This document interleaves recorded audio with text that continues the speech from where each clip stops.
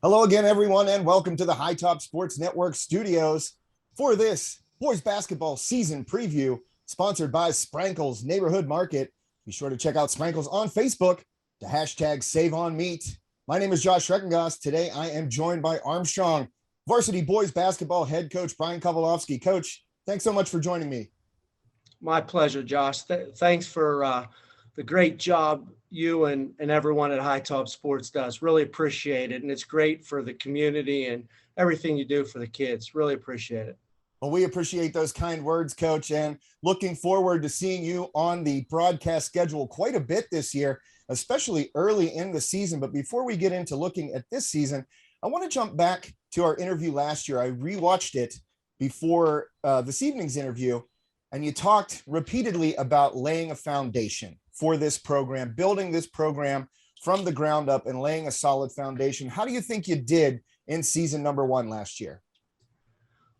I think, and again, I'm going to go back and say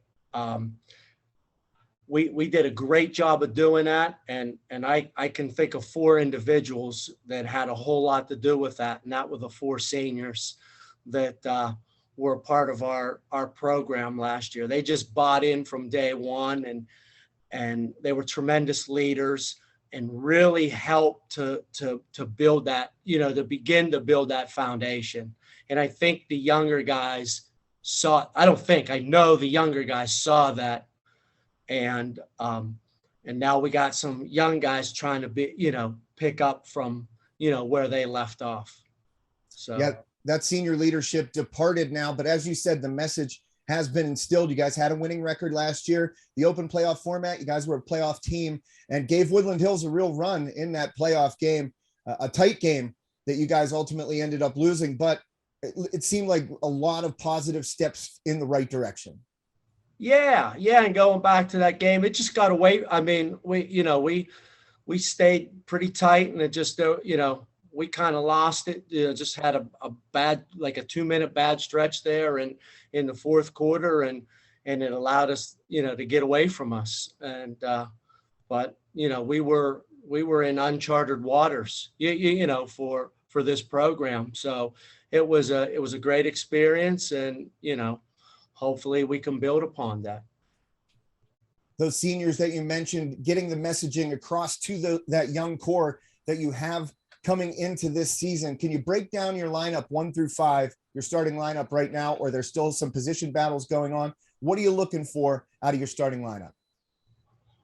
Well, I mean, if you go by our first scrimmage, obviously we got a first team, all conference player in Caden Olson coming back, and a second team all conference in Jack Valasek. So that's a nice starting point.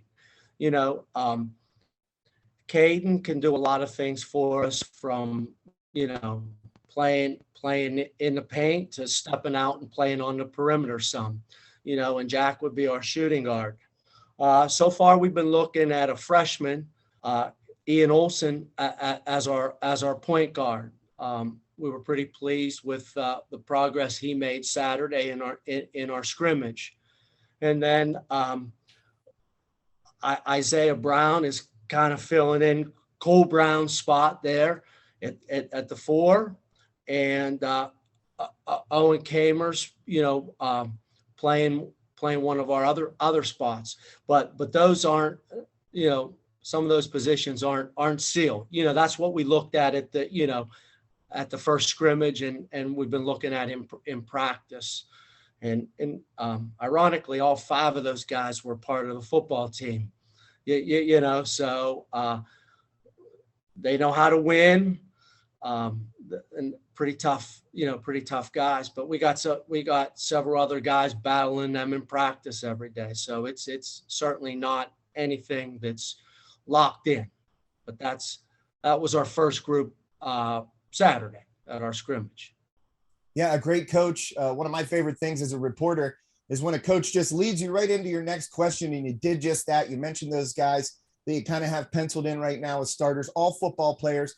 Those guys achieved a historic feat this year, getting the first playoff win in program history. And when I spoke to Caden yesterday, one of his goals was to get the first program playoff win in Riverhawks basketball history. So is that a goal for you guys? And what else are you looking for in terms of goals this year?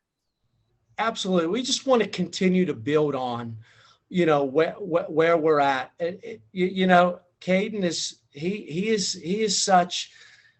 such a humble young man with a very bright future. And he really, him and Jack really give us a lot to build around. So, that's obviously that's our goal, is to get to the playoffs some way, somehow. It's not going to be easy for us. When I gave you those five, that's a freshman, a sophomore, a freshman, two sophomores, and two juniors. That's a young lineup. So we realize there are going to be some growing pains along the way. We have to, stay positive. And the good thing about it is our guys are willing to listen and learn, and we'll just keep battling. We were in the locker room prior to the scrimmage on Saturday. It was almost like deja vu to a year ago, that we didn't know what to expect. And with this young team, we kind of had the same thing. And I told them there's only one thing, that you just go out and play hard. That's all I'm asking for. Go out and boy, we certainly did that. So that's a great way to start. Coach, you mentioned Isaiah Brown, and I spoke with one of your assistants, Bruce Bailey, Coach Bailey, in the press box during that Montour playoff victory. And we've just talked about Isaiah quite a bit because you didn't have him last year due to injury. And he's such a physical presence, as you said, kind of taking over his older brother Cole's role, defending the paint, rebounding, a lot of face up defense there in the paint. Talk to me about his progression since he's been getting healthier. He's getting healthier. He has to gain some confidence. When we went out on the floor the first couple of days of practice, he was very tentative, because that's where he was a year ago when he got hurt. He got hurt the very first night of practice. We weren't 5 minutes into practice before he rolled his ankle, which ended up, he played a little bit on the road at Shaler, and maybe a little bit in some JV, and that was it. So he's like a new kid. So each day with him in practice, I see things getting better and better for him, as far as more comfortable. He still doesn't completely have that spring that we know he has in his legs. Hoping that will come, but there's certainly athletic ability there, and very strong. He's a very strong young man for a sophomore, and so we're expecting big things, but we know that may be down the road, because his game experience is none. You know what I mean? Like, we know there's going to be some hiccups along the way. So we just have to be positive and be patient with that. So one player that I'm looking forward to seeing take a jump this year is Jack Valasek, a really just a natural shooter, natural type of scorer. He had some big games last year, as you mentioned, second team all conference. And where's Jack right now in his progression into turning into maybe your leading scorer on several nights this season? I think he's headed in the right way. And this is all a good thing. Last fall, Jack was taking a couple hundred shots every day in the gym. And, this fall he was out in the football field, which we encouraged that. We wanted him to play. We needed him to get stronger and tougher outside of the weight room. And we know he did that. And we knew that he could be an asset to the football program. And we really pushed him to do that. So he was like probably 0 for 6, 0 for 7 early on in the scrimmage on Saturday. But we're not, he was in the gym. We were off yesterday, but he was in working with Dad, got up a couple hundred shots in, a couple hours. So he's coming, and he's going to be able to do that. He's going to have those nights. And if we get a night when him and Caden are both scoring the ball, we could give some people fits because they both have the ability to put the ball in the basket.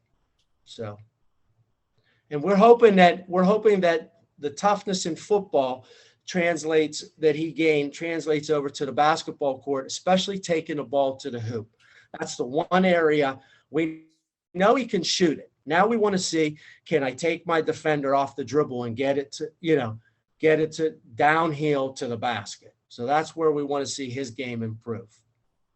Coach, I want to talk to you a little bit about getting a sense of normalcy. Obviously, last year, a very abnormal season, a late start, and then you kind of just run right into the section and you're playing teams back to back, home and away, certain nights. A very, abnormal preseason and regular season last year in 2020 due to the pandemic. How has your team responded to being able to have a normal off-season, preseason, and then going into a regular season? I think all in all, really, really well. Because really, we haven't really stopped. We've taken some small chunks of time off since the season ended last year.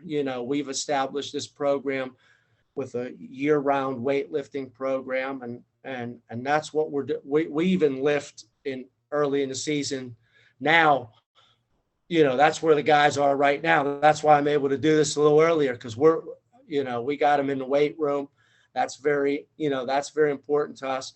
But it never hit me till Saturday when we're at the scrimmage, and I asked Coach if we had to wear masks. He's like, no, just the fans. So it was the first sense of like, wow, we can actually, like, this is a game situation, and we're not masked, and it's other than on the bus, it's feeling more and more normal, and we haven't had any practice interruptions.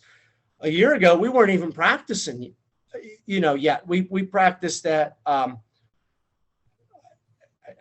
Probably this week was our first week of practice, and then we got shut down on like the 8th of December.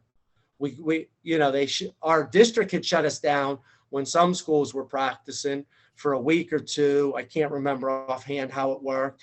And then the governor stepped in and shut everything down till January 1. So we had I think we went 4 or 5 days. And then the 5th day we were shut down till the first of the year. So yeah, it feels good to be back and to have some sense of normalcy. And it'll be even better when we can play games and, have some people here in our gym, and not for me, for the kids, because they work hard, and it's, like just being at the football games, to have your student body behind you.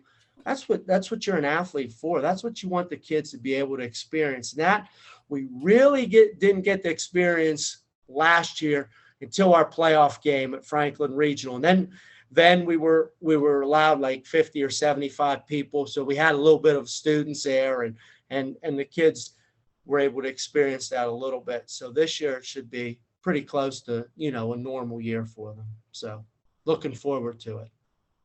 Coach, just under 2 weeks away to that season opener against River Valley, a new school this year. Not playing in a TipOff tournament, though, kind of interesting. What was the reasoning behind that? You just not find a good match, or, was there another reason? Actually, what had happened is we were attempting to have a boys-girls TipOff tournament. And we had Ambridge, and then we weren't having much luck. And Mr. Harvey asked me, well, what do you want to do? And I said, well, I don't want to sit.